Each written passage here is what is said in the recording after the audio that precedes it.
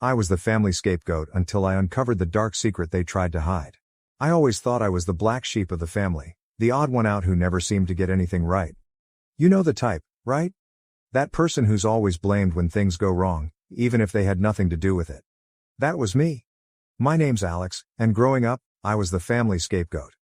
I didn't realize just how deep that label went until I stumbled upon a secret my family desperately tried to hide. Let me paint a picture for you. I grew up in a small, close-knit town where everyone knew everyone else's business. My family was one of those picture-perfect ones you'd see in holiday cards. My parents were the kind of people who hosted dinner parties and made sure to attend every community event.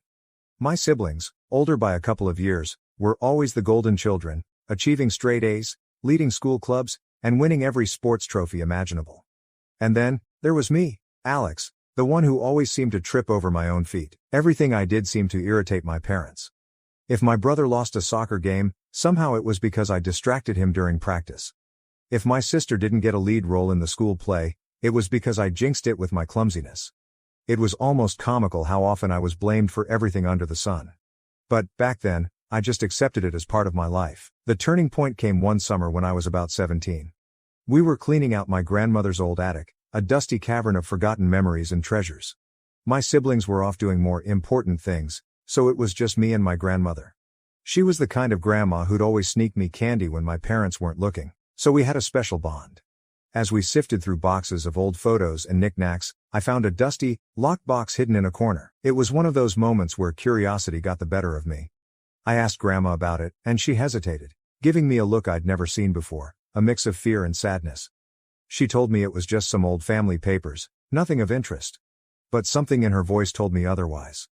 So, like any rebellious teenager, I decided I had to know what was inside. After a few days of sneaking around and some amateur lock-picking attempts using YouTube tutorials, I finally got the box open. Inside, I found a pile of letters and documents that looked like they belonged in some kind of family drama series. There were letters between my parents and some kind of private investigator, and a birth certificate that made my heart stop.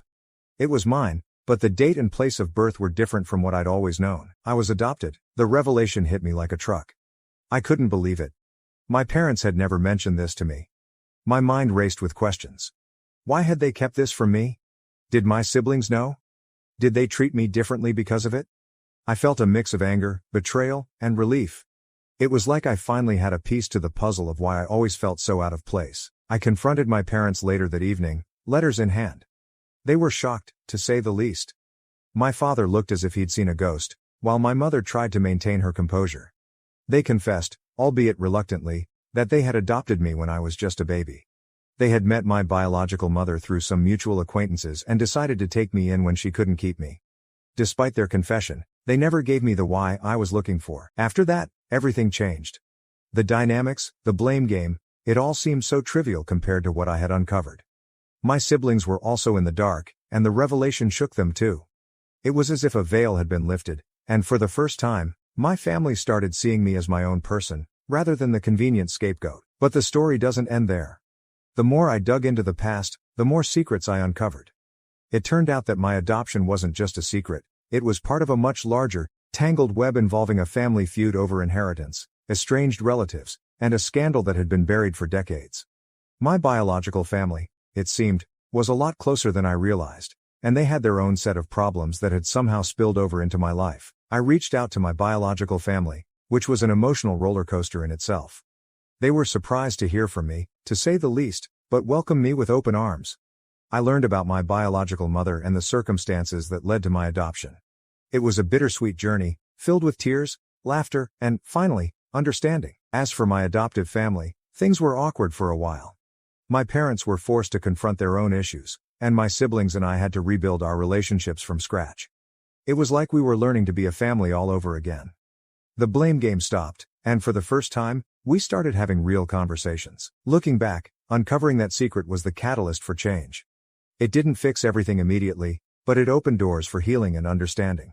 My role in the family shifted, and I finally felt like I belonged, not just as a member of the family, but as my own person, without the weight of being the scapegoat. With this newfound knowledge, I became a detective in my own life, digging deeper into the mysteries I'd inadvertently unearthed. I began frequenting the local archives and libraries, poring over old newspapers, public records, and any information I could find about my biological family. Each discovery felt like a piece of a long-lost puzzle clicking into place. I discovered that my biological mother had been part of a once prominent family in our town, a family that had fallen from grace due to a scandal involving financial fraud and a bitter rivalry with another local family. The details were murky, but it seemed that my biological grandfather had been accused of embezzling funds from a trust that was supposed to benefit the community. The scandal had rocked the town, leading to a dramatic court case and a family divided against itself. As I pieced these stories together, I realized that the scandal had left ripples that affected more than just my biological family. There were whispers that my adoption had been a way to shield me from the fallout, a decision made out of love and protection. This revelation added another layer to my understanding of my place in the world. Meanwhile, my relationship with my adoptive family was evolving. My parents, perhaps out of guilt or maybe newfound clarity, began to treat me differently. They were more open, more communicative, and seemed genuinely interested in understanding who I was beyond their preconceived notions. My siblings, too, began to see me as a partner rather than a rival. We started sharing stories, laughing about old grievances, and slowly but surely, building a bond that wasn't weighed down by old roles. In reconnecting with my biological family, I gained not only a sense of history but also an extended network of people who embraced me with warmth and curiosity. My biological mother, Sarah, and I developed a relationship that was cautious but full of potential. She told me stories of her childhood, shared photographs, and introduced me to relatives who were just as eager to welcome me into their lives. I attended family gatherings, experiencing a different kind of familial love and acceptance. It was strange and wonderful, sitting at a table with people who shared my features and mannerisms. I met cousins who quickly became friends, uncles who regaled me with tales of the past, and a grandmother whose eyes shone with tears when she first saw me. Through these connections, I learned more about the feud that had torn my biological family apart. It was a saga of misunderstandings, betrayals, and a stubborn pride that had kept them from reconciling. My presence seemed to bridge a gap, sparking conversations that had long been avoided. I became a part of their healing process, a symbol of hope and renewal. Back in my adoptive family, the changes continued to unfold. My parents sought counseling, both individually and as a couple, to address the long-buried issues that had affected their parenting. They began to see me not as an outsider but as their child, deserving of love and respect. Our home, once a place of tension, became a sanctuary where honesty was encouraged and forgiveness was practiced. I started college that fall, a decision I had once been unsure about due to the chaos in my life.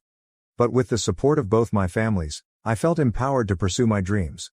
I chose to study psychology, driven by a desire to understand the complexities of human relationships and the impact of secrets on family dynamics. As I navigated this new chapter, I carried with me the lessons I had learned from my journey. I understood the power of forgiveness, the importance of communication, and the resilience of the human spirit. I embraced my identity as both an adopted and biological child, a unique blend of two families who had shaped me in different ways. The years that followed were filled with growth, challenges, and triumphs. I graduated with honors, made lifelong friends, and even started a podcast where I shared stories of identity, family, and the search for belonging. My story resonated with many, sparking conversations and connections with people who had experienced similar journeys. Through it all, I remained close to both my families, each relationship a testament to the love and effort we had invested in building something beautiful from the ashes of the past. My adoptive family became more than just a unit bound by duty. They became a source of unwavering support and unconditional love. My biological family, once a mystery, became a source of pride and a reminder of the strength that comes from facing adversity. Reflecting on my journey, I realized that being the family scapegoat had been a role imposed on me, but it had also been a catalyst for change. Uncovering the dark secret my family tried to hide had been a turning point, a moment that set me on a path of discovery and healing. It taught me that the truth, no matter how painful, has the power to set us free and bring us closer to those we love. In the end, I was no longer the scapegoat, but a bridge between two worlds, a storyteller of my own life, and a testament to the transformative power of truth and love, and for that, I was grateful.